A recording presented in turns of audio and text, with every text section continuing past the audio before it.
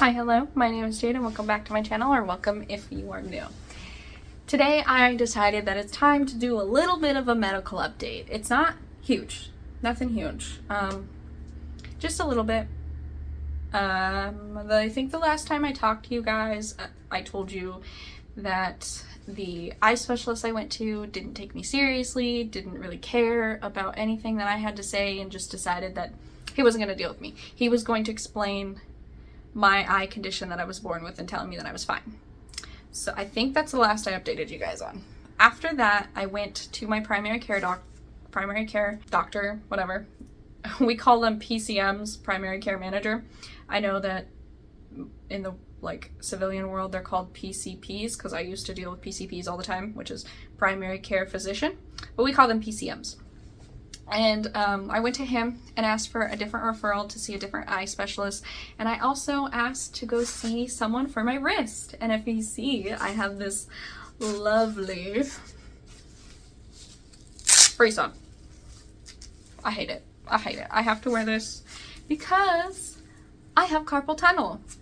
Yeah, that is right. I have carpal tunnel. Honestly, for a long time, I kind of thought that I was carpal tunnel. I've been struggling with this since I was 18 years old, and I've explained it to people in my life that have carpal tunnel, and they're like, you have carpal tunnel. And I was like, no, I don't. Because so I'd explain it to some people that had carpal tunnel and be like, yes, you have carpal tunnel. And then I'd talk to other people and I'd be like, you're too young to have carpal tunnel. I was like, oh, I didn't know that it was aged, but I was told by some people that I didn't have it, and it didn't hurt all the time. My fingers do go numb, all the time. My hands are always going numb or whatnot, and during the middle of the night I will be sleeping and I'll wake up because my wrist is going to asleep and it hurts. It is so painful at night.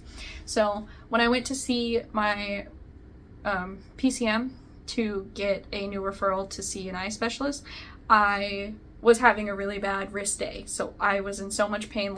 When I'm dealing with the pain, I can't touch any of my fingertips against anything because I'm in excruciating pain. And I just have to keep my hand here. I cannot let it touch anything.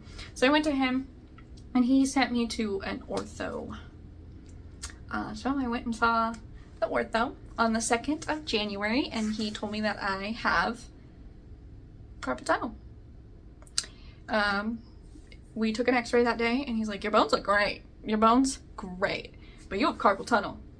He says he can't figure out how bad it is right now, that I need to do a few tests before we decide what we're going to do. So he told me to do some physical therapy at home. So I have a sheet of paper that tells me everything I'm supposed to do and how many times a day I do that. So I do those stretches. I do them in the morning. I'm not very good at it. I need to be better, but I do them. And he told me that I needed to get a brace and wear this as often as I can. And if I can't wear it during the day, to wear it at night. Every night you have to wear it. So I wear this when I can during the day, but if it gets in my way, I do take it off.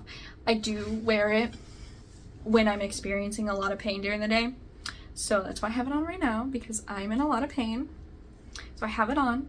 It's supposed to just keep your wrist straight, not bend. So right now, this and at home physical therapy is what I'm doing. I need to get a EMG nerve study or nerve test. That's where they poke you with needles and then shock you to see if your nerves are working or whatnot. I was supposed to get that a few days ago actually, because I was going to make a video about it, but what happened was because my PCM retired, I couldn't get a referral. So they set up the appointment, but I didn't have a referral. So yeah, I need to get that test done because that'll tell me if I need surgery or not, or I'm gonna need steroid shots or something, cortisone shots, I think he called them, but on the piece of paper it's steroid shots. He said that I could get that done on the 2nd, but I'm gonna be honest, I've seen people get those shots. They look awful, and that is not something I want to do. Most of the people I've talked about carpal tunnel with, they say that just get the surgery. They're like, the shots aren't worth it because you still hurt. The shots are painful. Just get the surgery. So we will see what happens, because I need to see I need to get a primary care manager, which I've been trying to for quite some time now, but trying to get a doctor over here is really hard because it's so packed full of military members and military families, and all the bases like are full for medical, and then like surrounding physicians either don't take my insurance or they're full. So at this point in time, since I don't have a PCM, it could take a long time for me to get one, and then when I do get one, it took me 4 months to be able to see my last PCM. So there's a good chance that sure, I'll get a PCM soon, but I won't be able to see them for the next 4 months. So I'll just be stuck with this, and I won't be able to go get the shot or get the surgery done because, you know, I need that nerve study done. And my ortho said that he's like, we'll see you when we get that study done. So I'm hoping that it doesn't take that long because I'm in a lot of pain and I would like to get this fixed so that I could crochet faster. When he said that, I was like, oh my gosh, maybe that's why I'm slow at crocheting, because it hurts. Like, I do have to stop, I do have to slow down because my wrist hurts so bad. And I never put 2 and 2 together that maybe my wrist hurting is why I'm so slow. It also doesn't help that I can't see, so I'm like not being able to see the stitches. But yeah, so we're stuck with this thing for a while. I hate it. I hate it. I hate this thing. But it does what it's supposed to do. It keeps it straight and it helps when I'm hurting. So I will continue wearing it until we get any more updates for that. I'm really scared to get an EMG. I saw videos of people getting it. It looks awful. I've also heard like people talk about it and they say that it's the most excruciating pain they've ever dealt with.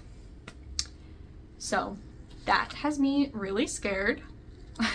Like, I'm terrified, but I know that I need to get it done to get the treatment that I need. But along with that, my next eye specialist appointment isn't until February 14th, which I got it scheduled back in November. Or, yeah, I got the referral and I made the appointment and they didn't have anything until February. So I'm still waiting. I've been waiting. We got 1 more month to go, a little over a month at this point. So I'm hoping we'll have some updates when I go in, because I'm having a rough time. I am smiling, but I am struggling. I'm struggling a lot because it's painful. It's really, really painful. Not only is it painful, it's just frustrating because because I haven't had a doctor say, hey, you need more help. Like, if I'm blind, there are special tools, or like if I need it, there are tools that you are supposed to be given or helped with. And because I can't get in to see a doctor, I don't have those tools. So right now, it's like I'm a perfectly seeing person, which is not true. I can't read books, and I'm such a reader. I love reading. I love doing that, and I'm a crocheter, and I can't see my stitches, and I can't see anything most of the time. So when I like try to go play games with people, I have to ask, hey, what does that say? How many am I supposed to go? Like, my husband and I play a lot of card games. We play this game called Castle a lot, and I'm like, hey, what is that number? What did you just put down? And then I have to like hold them like this close to my eyes to see which one to play next. And it's just, it's really, really depressing. It's disheartening because I've always like known that this was this could happen, but now experiencing it and not having people that care, because when I was younger, people were like, no, you only have one eye, we're gonna do all the tests, we're gonna do everything to make sure that eye is good, like we're not gonna like hear you say this and just be like, no, we don't believe you. They were like, no, we're making sure this eye stays safe, and it stays safe all the time. And now it's like they just like shut me off. Like, it was really upsetting when that doctor did what he did, because I told him, I was like, hey, I'm in pain. He's like, that doesn't have anything to do with this. And I was like, it doesn't have anything to do with the high pressure in my eye? And he's like, no, your optic nerve looks like small, but that's okay. And I was like, well, yeah, it's small because of the like condition I was born with, but like, why not protect it? And he didn't even look at the pressure. Like, we didn't do a pressure test. We just did a checking out my nerves, which is good because high pressure will eventually damage the nerves. That's why people lose sight. I think that's like the second most common way people go blind. Second, first, I don't know. I just know that it's a common way people lose their vision. That's always why I'm so scared. Because I can't do anything. I can't drive. I can't work, because everything, when you're working, you have to read, like at home jobs. I can't read my computer screen, and I can't get to work. I can't, like, even if I got to work, like, how am I supposed to see everything? And I know people that are blind work. I know that they do it. But they also have tools that I don't have accessible to me, or I don't know how to use. Like, I know a lot of them use like voiceover on their computer and stuff, but my thing is like, am I allowed to use that if I can see sometimes? It's such a it's just, I don't want to cry, but I might cry. It is something that I have had fights with myself, like inner fights with myself, because I'm like, I could turn the like voiceover on my phone, the voiceover acceptable, like the accessible thing.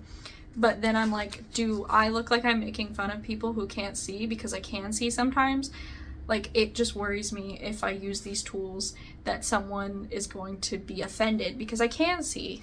I can see sometimes. Not all the time, but sometimes. So it's just been a struggle, because I don't want to ever upset anyone. And the beginning of the year, I was sitting in the kitchen with my husband. We were talking, and on our fridge, I have my old name tags from 2 of the places that I was a caregiver, and I just kind of looked at those and I cried. Because I'm scared that I'm never going to be able to do a job that I love. I love caregiving. I love being a med tech. I love being there for other people. And at this moment in time, I can't do that. I can't be a med tech because I can't read medicine bottles. I can't give them the medicine they need. I can't see half the time. And sometimes I can see, sure, but my vision goes out randomly. So I could be taking care of someone, not be able to see them, and something bad could happen to them. And that is really, as one of the harder things that I have had to come to terms with right now. Sorry. I have had to come to terms with that at this moment in time, I can't do that job, and I don't know if I will ever be able to do that job. And I'm frustrated because I don't know if I'm gonna lose all my vision. I know what vision I used to have is not coming back. Like, I've already been told that. They're like, the vision that you lost is not coming back. So that's fine, but I don't know if I'm gonna lose all of it. I don't know how much worse my vision can get. My therapist says, you know, expect the worst, like, be prepared for the worst, but hope for the best. But I don't know how to do that. Like, I told my husband that I wanted to learn Braille because I'm really tired of not being able to read my books. So I wanted to learn Braille, but then I got worried that if I tried to do that, is that rude? Is that disrespectful for those that use Braille daily? Or just, if to the blind people, is that disrespectful that I'm trying to learn it and there's a chance that I might not go completely blind? Like, that's my thing, is I never want to be disrespectful. There's a big chance I could lose all my vision. There's also a chance that I might not. Like, it'll never be as good as it once was, but I might not lose it all. So I want to prepare myself. I want to be able to do things, but I don't want to be disrespectful. And at this point in time, I can't read my phone. I can't read my phone. So it would be kind of smart to have the visual, like the voiceover accessible thing on, but I'm scared to have it on because I don't want to be disrespectful. I never want to disrespect anyone, and that is like a huge fear of mine. It's just hard. It's hard.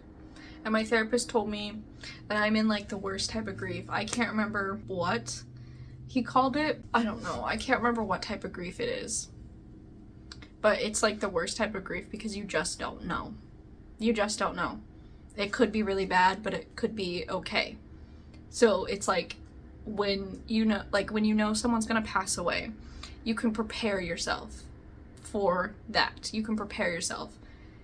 Or there's the type of grief that it just goes, like, they pass away all of a sudden, or they're just out of your life all of a sudden, and then you can grieve that. but I'm in the one.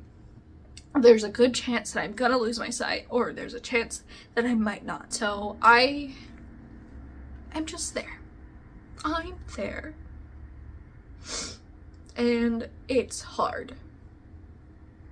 I look for videos of people who are blind. I look for videos of people, amazing blind people, doing things because I know I can. I know that I can, but right now I'm in such a weird spot. And I want to teach myself how to do all these things that I love without seeing, but it's kind of hard because like I'm so used to looking that when everything goes blurry, I'm just like forcing my face to see it more, but nothing's happening, you know? So I want to teach myself how to do things blind, but I would be worried that that would be disrespectful. And yeah, I don't know. This has been going on for over a year at this point, and in the beginning it didn't hurt. Like, it wasn't painful like the pain that I'm experiencing now. It just was emotionally hard. And it's still emotionally hard, but it's harder for me to talk about it at this point because I feel like everyone around me is annoyed of hearing about it. So I don't talk about it. I don't bring it up. When I met my husband's coworkers, I had to keep telling them, hey, I'm blind. Hey, I can't see that. I'm blind. I'm blind. I'm blind. And then my husband later that week said, hey, they kind of found that annoying. So, like, that is what I'm so scared of being annoying. That's why I don't talk about it. But then people forget that I can't see, and then they tell me to do things, or they ask me to play a game, or, you know, they just be like, hey, look over there, and I'm like, I can't because I'm blind. And then they'll be like, okay, well then let's go do this. And I'm like, I'm sorry, I can't because I'm blind. And I know that people get annoyed with hearing that. Trust me, I'm annoyed too. That's why I've stopped talking about it. That's why I ignore it. And it's not helping my mental health. Yeah, my therapist says that I'm suppressing all of that. And then because I'm suppressing all of that, I'm suppressing all of my other emotions. So I'm struggling to get mentally healthy because I've turned everything off. I've turned it all off, which I agree with him. And so I'm also struggling mentally because of my eye, but I'm also struggling mentally because of a lot of things. I am having a hard time over here. I am missing California. I never thought I was going to say that, but I miss California. I'm really depressed. I just miss it. But I think that I miss it because that was an area that I was familiar with. And I'm not familiar with this area. We've moved twice since getting here, so it's like I have to relearn this area, but I have to relearn it without being able to fully see it. You know? And that's harder. I don't know what else to say. Therapy's been a really big struggle for me because I can't. It's like my body has shut off talking about it. Like, I talked about it to you guys, but if I'm going to be completely honest, it doesn't feel like I'm talking to anyone. I feel like I'm just talking to a camera and no one's ever going to see this. I think that's why I'm able to talk about it with you. I can't talk about it with my therapist. Like, I tell him, but like, he's like, Jade, you look happy. You look happy. You look relaxed. He's like, I can't see any pain on you. This is the area that you're supposed to be open and vulnerable. And every time it comes to something and I'm about to cry, I force myself to stop. I look away and I force myself, and he's like, you have to stop doing that. And for some reason, I can't. I'm struggling. There's like people in my brain that have decided that, you know, the emotional part of our brain is done. We're not opening it. So I can't get to it. It sounds weird, but I feel like I'm always dissociating. I feel like I'm just not, just not here. I'm not mentally the person that I used to be, which is good because mentally she was struggling a lot. I mean, I'm still struggling, but she was struggling in different ways that hurt more. And now, because I've shut everything off, I don't hurt. But I'm hurting in other ways, you know? It's hard because I don't feel like therapy's going anywhere. And I think that might be my fault. I don't think it's my therapist's fault. I think it might be my fault because I'm not fully being present. But I'm trying to be present. And, you know, it's hard. So I don't know what the issue is with therapy right now. It could be my fault, but I feel like I'm trying to do everything that I can to be there and to get mentally healthy. But who knows what's wrong right now with therapy. But still going twice a week. I didn't go for 2 weeks because it was his vacation, which good for him. I'm so happy he went to vacation. I don't know if this is something that I need to change therapists for, or if just I'm resistant to therapy, because I know some people do get to that point where they're resistant to therapy. I hope that's not me, because this is honestly only the second therapist I've ever been to. I mean, okay, technically I've been to the 3. The first one was free, but he was also religion based, and he wasn't fully a therapist, but I did go to him for a little bit, not long, like maybe a month. He helped me leave the really, really bad hometown that I lived in, so I really thank him. So he was the first one, but my second one was my favorite. She helped me through so much. She helped me in a really hard time in my life. I can't say that it was the worst time in my life. Maybe it was, because I was in the mental hospital. I was in the mental hospital for 7 days, and she was the therapist that I went to after that, and I felt like I was becoming so much better. And then I stopped going to her because I got engaged and I got married and I moved to California, and we were struggling with insurance over there. We were struggling with just getting everything set up. Now that we're in a new state, I have gotten therapy. It took like almost 6 months after moving to get therapy, but I'm in therapy again, which I'm happy about. I don't know when you know that it's either time to switch therapists or when you don't think, like when you think something's not working for you, because I don't want to quit therapy. I need therapy, but I don't feel like therapy's doing anything for me right now. So I don't know the reason for that. I think it might be my fault. I feel like I'm probably holding myself back, but I don't know how to fix that. This is just a long rant to say that I'm struggling with therapy. I'm happy to go, but I also don't know if anything's working. I'm such an advocate for therapy that I feel bad that this is how I'm feeling when it comes to this. So, who knows? Could be my fault. Maybe the therapist isn't what is working for me. I don't know. I really like my therapist. He's really nice. He's good to talk to. But so if it is time to like switch therapists, that would make me really sad, because I do like him, and I feel like that would be really hard for me to be like, hey, I think I need to switch therapists. I don't think this is working for me. Like, that makes me feel really bad because he's such a nice guy. But yeah, I think I'm gonna stop rambling and end it here. I'm sorry that my videos really aren't edited that great anymore. I'm sorry that there's not cool transition. I used to love doing transitions, but I can't see the camera. I can't edit. I'm having such a hard time editing. So again, I'm sorry. And I'm hoping that I will have an update for you guys about my wrist and about my vision coming soon. So yeah, thank you for watching. I will see you in the next one. Bye.